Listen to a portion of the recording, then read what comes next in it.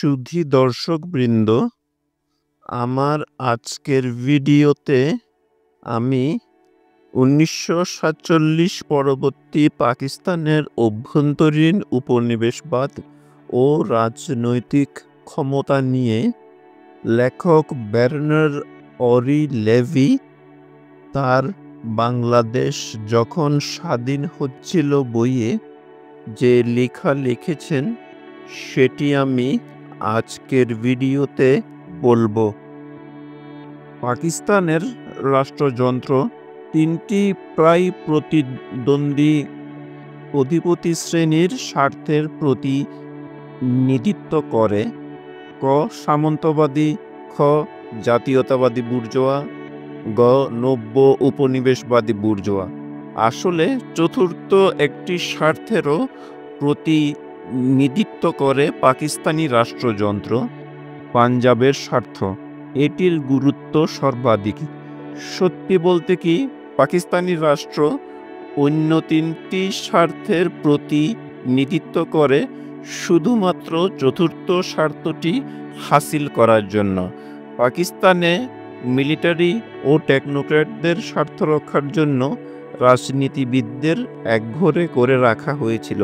কাজটি করা হয়েছিল পাকিস্তানের ইতিহাসের এক নাজুক মোড়ে, তথাকথিত জাতীয় ঐক্য রক্ষার অজুহাতে, বুর্জোয়া উন্নয়নের দাবির পরিপ্রেক্ষিতে। কিন্তু এটা ভুলে গেলে চলবে না যে পাকিস্তানে জাতীয় ঐক্যর ধারণাটা ছিল সম্পূর্ণ একটি পাঞ্জাবি ধারণা। বুর্জোয়া উন্নয়নও আসলে ছিল পাঞ্জাবি ধাঁচের উন্নয়ন। পাকিস্তানের রাষ্ট্রযন্ত্র উপরোক্ত অধিপতি শ্রেণীগুলোর প্রতি আগ্রহী হয়েছিল শুধুমাত্র তার সদস্যরা বাঙালি ছিল না বলেই। পাকিস্তানে যেসব রাজনীতিবিদকে অপাংক্তেয় ঘোষণা করা হয়েছিল তারা প্রায় সবাই ছিলেন বাঙালি। জুলফিকার আলী ভুট্টো এক আপটু জেলখানায় ছিলেন বটে, কারণ রাজনীতির সিলেবাসে কারাগারের দুই একটা কোর্স তো থাকতেই হয়। কিন্তু তার রেডিক্যাল রাজনৈতিক দৃষ্টিভঙ্গি সত্ত্বেও বন্ধু মুজিবের মতো তিনি এ দাবি করতে পারতেন না যে কারাগার তার দ্বিতীয় বাসস্থান ছিল। ভুট্টো কট্টর রাজনৈতিক মনোভাব সম্পন্ন ছিলেন বটে, কিন্তু আদতে তিনি পশ্চিমা বুর্জোয়াদের স্বার্থই রক্ষা করতেন।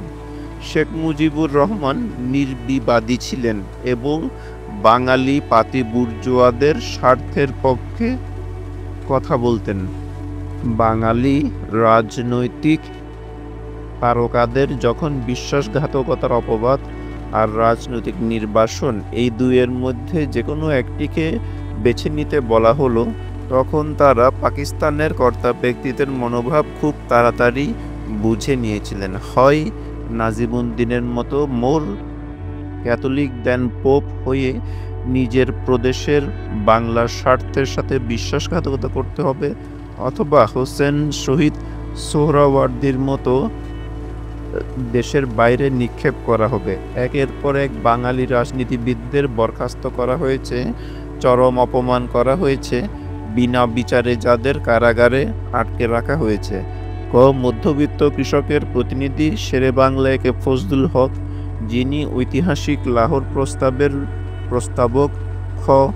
নাগরিক মধ্যবিত্ত শ্রেণীর নেতা সোহরাওয়ার্দী। গ. আসামের মুসলিম লীগের সভাপতি এবং গরিব কৃষকের নেতা মৌলানা আব্দুল হামিদ খান ভাসানী। এবং ঘ. সর্বশেষ সংকটের প্রবাদ পুরুষ বঙ্গবন্ধু শেখ মুজিবুর রহমান। বিশ্বাস করুন, বাঙালি সাধারণ জনগণ এবং বাঙালি বুর্জোয়াদের পাকিস্তান রাষ্ট্র বা সরকারের সব ধরনের প্রতিনিধিত্ব থেকে বঞ্চিত করতে চেষ্টা করেছে পাকিস্তানি জান্তা। এই জান্তা চেষ্টা করেছে যাতে বাঙালি অভিজাত আর সাধারণ বাঙালি জনগণের মধ্যে ঘনিষ্ঠ সম্পর্ক গড়ে না ওঠে। এইসব করার উদ্দেশ্য হচ্ছে সম্পূর্ণ প্রদেশটি যাতে রাজনৈতিকভাবে নিচেষ্ট নিরপেক্ষ হয়ে ওঠে। এটাই হবে আদর্শ উপনিবেশিক পরিস্থিতি। মার্কিন যুক্তরাষ্ট্রে কৃষ্ণ মানুষের সমস্যা প্রসঙ্গে এরকম পরিস্থিতিকে টোকেনিজম বলা হয়। আরও একটি উদাহরণ দেওয়া যাক।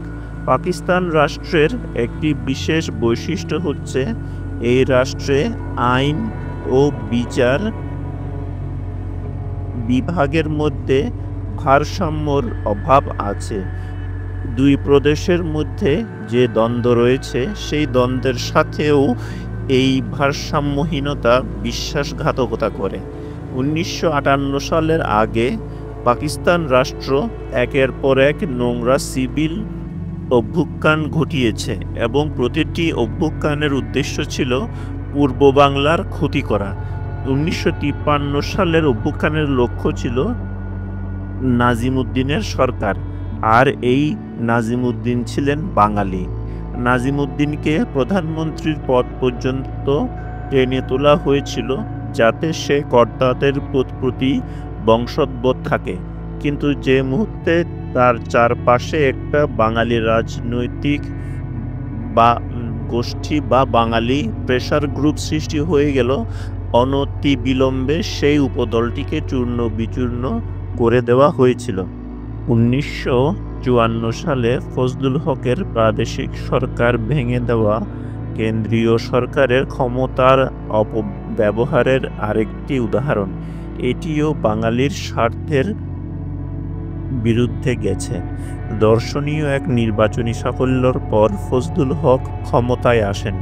নির্বাচনী প্রচারণা হয়েছিল অন্তত অংশত বিকাশমান বাঙালি জাতীয়তাবাদের প্রেরণার উপর ভিত্তি করে।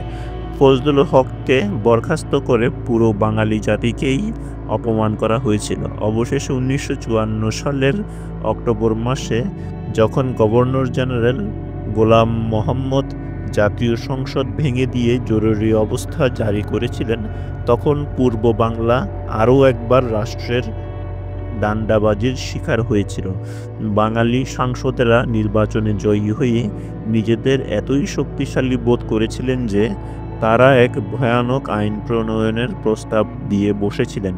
1935 সালে পাশ হওয়া ভারতবর্ষের অন্তর্বর্তী সংবিধানে গভর্নর জেনারেলকে যে ক্ষমতা দেওয়া হয়েছিল, উপরোক্ত আইনে সেই ক্ষমতা সংকোচনের প্রস্তাব করা হয়েছিল। প্রতিটি ক্ষেত্রে পাকিস্তানের প্রাতিষ্ঠানিক ভারসাম্যহীনতা আর টেকনোক্রেট আমলাতন্ত্রের গুরুভার চাপ পড়েছে পাকিস্তানের অভ্যন্তরে বাঙালি আর পাকিস্তানি এই দুই উপজাতির মধ্যকার দ্বন্দ্বের উপর। এই ব্যাপারটা আরও পরিষ্কার হবে যখন আমরা পাকিস্তানি রাষ্ট্রযন্ত্রের গঠনের দিকে তাকাব। পাকিস্তানের সেনাবাহিনীর 60% ভাগ সৈন্য পাঞ্জাবি, 35 ভাগ পাঠান। প্রতি 90 জন অফিসারের মধ্যে একজন মাত্র বাঙালি। উচ্চপদস্থ আমলাদের মধ্যে 87% হলো পশ্চিম পাকিস্তানের। 1970 সাল পর্যন্ত বাঙালি কোনো সচিব ছিল না পাকিস্তানে। 1970 সাল পর্যন্ত পূর্ব বাংলার মুখ্য সচিব, চিফ সেক্রেটারি অর্থাৎ প্রদেশের সর্বোচ্চ প্রশাসকের পদটি সবসময়ই একজন অবাঙালিকে দেওয়া হয়েছে।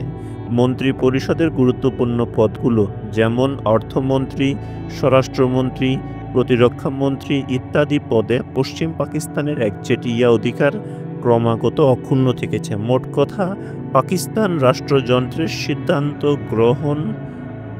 গ্রহণের বিষয়টি থেকে বাঙালি তথা পূর্ব বাংলাকে সবসময় দূরে সরিয়ে রাখা হয়েছিল। পাকিস্তানি রাষ্ট্রযন্ত্র কেবলমাত্র পশ্চিম পাকিস্তানি বুর্জোয়ার প্রতিনিধিত্ব করত, আর সতর্কতার সাথে পূর্ব পাকিস্তানি বা বাঙালি বুর্জোয়াদের ছোঁয়াটুকুও এড়িয়ে চলত।